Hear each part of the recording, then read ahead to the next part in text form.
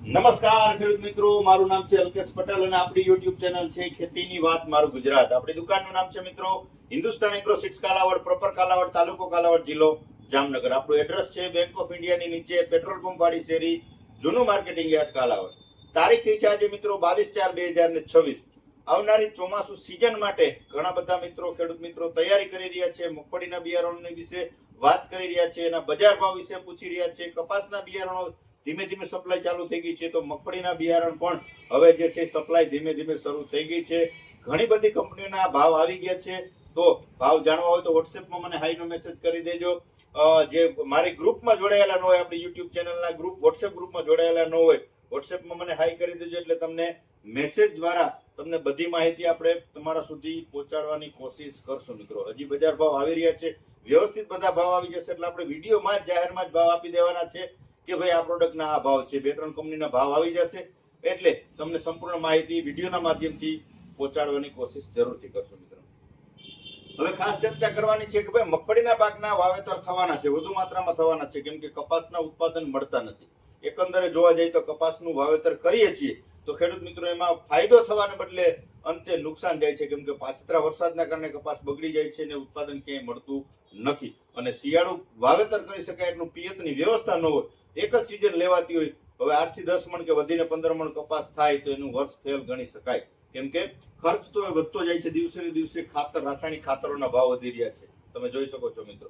અને જે એને પાયામાં જે જરૂરિયાત હોય, જરૂરિયાત ફરજિયાત આપવી પડે છે, તો જ જે છે એ આપણે પાકનું સારામાં સારું ઉત્પાદન મેળવી શકીએ છીએ મિત્રો. તો ખાસ અત્યારે આપણે ચર્ચા કરવાની છે કે ભાઈ મગફળીના પાકનું વાવેતર કરવું છે તો એની અગાઉથી આપણે શું એવી પાયો એનો મજબૂત કરશી જેના થકી આપણે ઉત્પાદન સારું મેળવી શકીએ. તો આપણે એનો પ્રથમ મુદ્દાની જો વાત કરીએ તો મગફળીના પાકનું વાવેતર કરો છો તો સતત એકની એક જમીન ઉપર વાવેતર કરવું નહીં.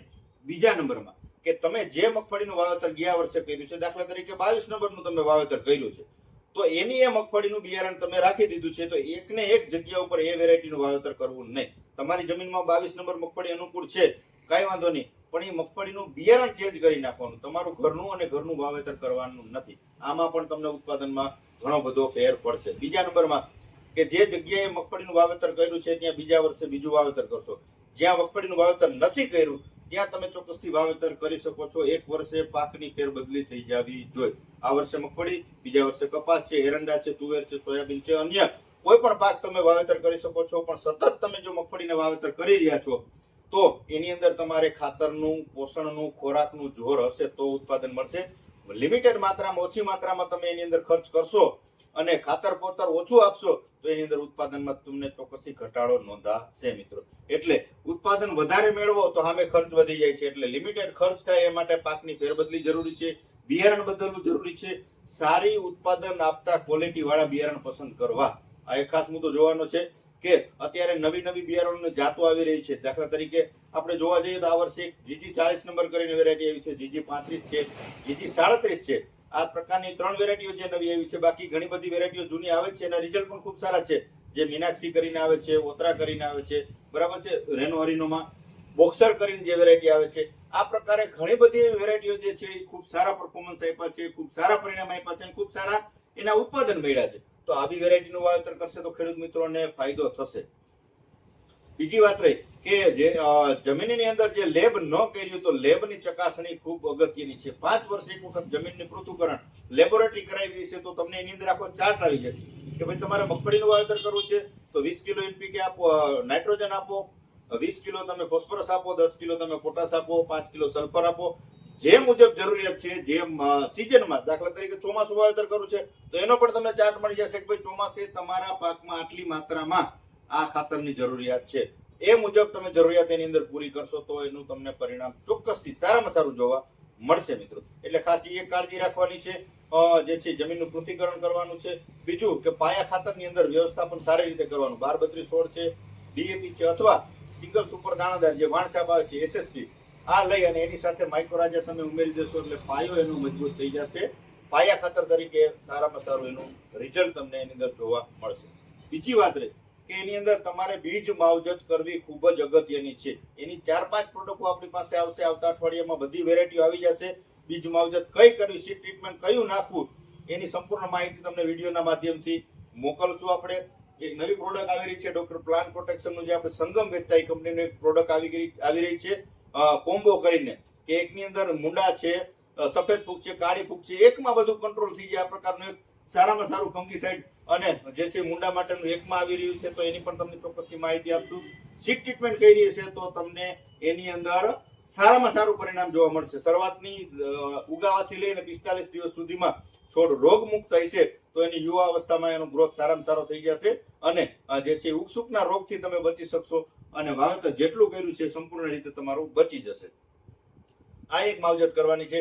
વાવેતર કરી દીધું છે પછી અગત્યનો મુદ્દો આવે તો કે નિંદામણ નાશક દવાનો છંટકાવ કરવો ખૂબ જ જરૂરી છે અને એ પણ સારી ક્વોલિટીની, કેમ કે નિંદામણ નાશક દવાનો છંટકાવ ન થાય અને મગફળી પહેલા તો ખડ ઉગી નીકળે પછી જે છે તમે ઉપરથી 15 દિવસની મગફળી થઈ હોય ઉપરથી દવાનો તમે છંટકાવ કરો છો તે મગફળીને રોકી દેશે, મગફળીનો ગ્રોથ અટકી જશે અને જે છે ખડ જે છે 4 પાંદે થઈ ગયું હોય તો પછી એ રોકાતું નથી, પાછું ફૂટી અને જે છે એ પોષણ જમીનમાં જે કંઈ તમે ખાતર આપેલું છે સંપૂર્ણ ચૂસી જાય છે અને તમારા પાકને ઉત્પાદનમાં ખૂબ જ ઘટાડો લાવે છે. આ ન થાય એની માટે ખાસ કાળજી રાખવાની છે. એના તમને હું 5-6 જે છે સારામાં સારી પ્રોડક્ટ છે એની માહિતી આપું છું. તમારા નજીકના સેન્ટરમાં મળી રહેશે. આમાંની એક લઈ અને તમારે ઉપયોગ કરવાનો છે. ખાસ આપણે વાત કરી દઈએ જે છે આવે છે બીએસએફ કંપનીનું સ્ટોમ્પ આવે છે. સ્ટોમ્પ ઇસી ફોર્મ્યુલેશનમાં પંપમાં છાંટી શકો છો પાણી સાથે 2.5 વીઘે 1 લીટર 16 ગુઠાના વીઘામાં તમે આપી શકો છો. 16 ગુઠાના વીઘાની ગણતરી 1 એકરમાં તમારે 1 લીટર આપવાનું છે અથવા 10 પંપ કરવાના છે 1 લીટરમાંથી, એટલે 1 એકરનો માપ છે. વીઘે 4 પંપ નાખી અને તમે છંટકાવ કરી શકો છો પંપે 100 ml નાખીને. બીએસએફ નું સ્ટોમ્પ આપી શકો છો. ત્યાર પછી નીચેનો જાપાનનો આવે છે પેન્ડી સ્ટાર. આ પણ ખૂબ સારું પરફોર્મન્સ આપશે. બંને એક જ વસ્તુ છે. હું તમને ખાલી કંપની અલગ બતાવું છું. આમાંનું કોઈ પણ એક લેવાનું છે એટલે રિઝલ્ટ સારા મળે. ઘણા બધાના પ્રશ્નો એવા થાય છે કે બાસાલીને એમ કે 150 નાખી દે પણ ખડ તો બધું ઉગ્યું જ છે. આવું ન થાય એની કાળજી રાખવા માટે સારી કંપનીનું આમાં તમારે લેવાનું છે. નીચેનો જાપાનનું છે. ત્યાર પછી યુપીએલ નું દોસ્ત આવે છે. આના પણ ખૂબ સારા પરિણામ છે મિત્રો. આ પણ પંપે 100 ml નાખીને તમે યુપીએલ નું દોસ્ત આપી શકો છો. ચોથી વસ્તુ ટાટા કંપનીનો છે ટાટા પેનિડા. આ પણ તમે આપી શકો છો. આના પણ ખૂબ સારા પરિણામ મળશે. આ પણ પંપે 100 ml આપવાનું છે. 2.5 વીઘે 1 લીટર આપી દેશો. અદ્ભુત આના રિઝલ્ટ તમારે ખૂબ સારા અને લાંબા ગાળાના મળે. અમુક પછી શું હોય કે તમે દવા છંટકાવ કર્યો પણ 10મે દિવસે પાછું ખડ ઉગવાનું ચાલુ થઈ જાય. એવું ન થાય એની ખાસ કાળજી રાખવાની છે. ત્યાર પછી આવે છે ધાનુ ટોપ. આ વસ્તુ પણ ખૂબ સારી વસ્તુ છે. આ પણ તમે પંપે 100 ml થી આપી શકો છો. આનું રિઝલ્ટ પણ તમને ખૂબ સારું જોવા મળશે. ઘણા બધા મિત્રોને ઘાટી છાંટતા હોય, ઓલી ઘાટી જે દવા આવે છે એ આપણે છાંટવી છે. તો એના માટે આપણી પાસે 2 પ્રોડક્ટ છે. યુપીએલ નો આવે છે દોસ્ત સુપર અને બીએસએફ નો આવે છે સ્ટોમ્પ એક્સ્ટ્રા. 700 ml ની બંને બોટલ આવે છે. પંપે આનો જે છે ડોઝ છે 70 ml નો ડોઝ છે. 10 પંપ થાય છે. આ પણ 1 એકરનો જ માપ છે. તો આ બંનેમાંથી કોઈ પણ એક લઈ અને તમે છંટકાવ કરી શકો છો. આનું પરિણામ પણ તમને ખૂબ સારું જોવા મળશે. આ બાસાલીનનો વિડીયો એટલા માટે બનાવું છું મિત્રો. આ બનાવવાની વસ્તુ નથી, કેમ કે આ જેટલા સમયથી વાવેતર થાય છે ત્યારથી બધા લોકોને ખબર જ છે કે ખડની દવા વાપરવી જોઈએ. પણ છેલ્લા 4-5 વર્ષ ત્યાં જોવા જઈએ છીએ તો ખડની દવામાં ઘણા બધાના ફોન આવે છે રિઝલ્ટ મળ્યું નથી, ખડની દવા વાપરવી જ નથી. પણ શું કામ એને નથી રિઝલ્ટ મળ્યું એની કોઈ તપાસ કરતું નથી. એટલે સારી કંપનીની વસ્તુ વાપરી છે. આમાંનું તમે કોઈ પણ લઈને આપી દેશો સારામાં સારું પરિણામ મળશે. હું તમને ગેરંટી આપું છું. શું કામ એને કે સારી કંપનીની પ્રોડક્ટ આપી હશે. આમાં શું થતું હોય ઘણી બધી જગ્યાએ સસ્તું મળતું હોય કે ભાઈ બાસાલીન છે તો હાલો આના કરતા 100 રૂપિયા નીચે મળી તો ભાઈ બાસાલીન તો સરખી જવાની છે ખડની દવા, ઈ લઈને મારી દી. તો આવી રીતે તમે છંટકાવ કરશો તો પરિણામ મળશે નહીં. એટલે આપણે સારી ગુણવત્તાની સારી ક્વોલિટીની અહીંથી વેચાણી કરીએ છીએ અને તમારા સુધી માહિતી આપીએ છીએ. આપણે લોકલ વસ્તુ વેચતા નથી અને માહિતી પણ નથી આપતા અને કોઈ જાહેરાતનો વિડીયો પણ બનાવતા નથી. ખેડૂત મિત્રોને 100% રિઝલ્ટ મળે, સંપૂર્ણ સંતોષ થાય આવી જ માહિતી આપીએ છીએ. આવો જ અહીંથી આપણે માલ વેચાણ કરીએ છીએ. તો તમામ ખેડૂત મિત્રો આપણી સાથે જોડાયેલા રહેજો.